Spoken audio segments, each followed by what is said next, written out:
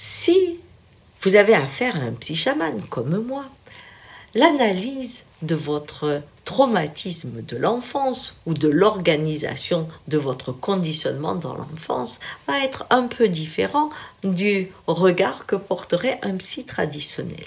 Pourquoi? Parce que je ne vais pas m'attacher simplement à l'histoire de votre famille, mais aussi à son époque et à son environnement. Un Indien arrive dans une communauté, mais il arrive aussi dans le monde. C'est pour ça que son nom a souvent la vibration de ce qui s'est passé, un orage, quelque chose qui s'est passé dans l'environnement. Eh bien, c'est très important d'élargir la vision de la famille avec le contexte de l'époque. Avoir un enfant qui n'est pas désiré jusque dans les années 70-75, mais c'était commun parce qu'on ne se posait même pas la question. La pilule, quand elle est arrivée, n'était pas prise par tout le monde. Il y avait le poids religieux. On ne pouvait pas s'interdire d'avoir un enfant. Donc, et dans certaines régions, il faut voir que les premières femmes qui prenaient la pilule étaient en passe d'aller en prison, si on prend le Canada et d'autres pays. Donc, c'était vraiment un péché pour beaucoup. Ce qui fait que le conditionnement faisait que les femmes avaient 7, 8, 10, 20 enfants et vous ne pouvez pas leur demander d'en désirer 20. Bien. Eh bien, si vous prenez l'âge, parce qu'on croit que c'est loin tout ça, mais c'est pas loin du tout. Les femmes qui sont nées dans les 40-45 étaient soumises à ce schéma-là.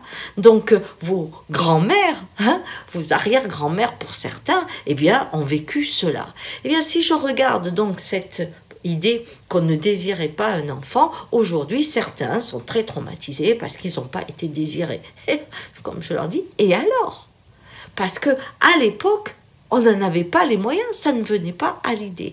Aujourd'hui, on a le choix et on est en train d'inventer le désir d'un enfant et de découvrir aussi l'absence de désir d'un enfant. Les deux sont en train de naître aujourd'hui et ce rapport est important puisqu'on se dit est-ce que je le fais pour moi? Est-ce que je le reçois pour moi, dirait l'Indien?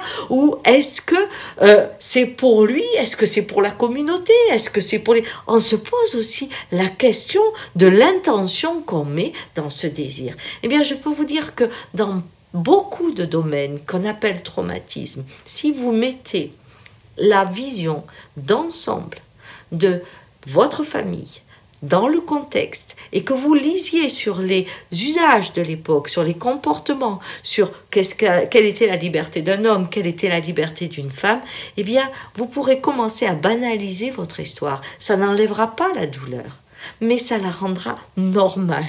Et ça, c'est déjà une façon de l'accepter. Et à ce moment-là, peut-être, vous pourrez regarder d'une façon plus intéressante le pionnier que vous êtes. Car si vous pensez que ça vous a blessé, eh bien, c'est que vous êtes en train d'inventer une nouvelle relation parent-enfant, enfant dans le monde, une nouvelle relation à l'univers. Et ça, c'est un beau cadeau à se vivre.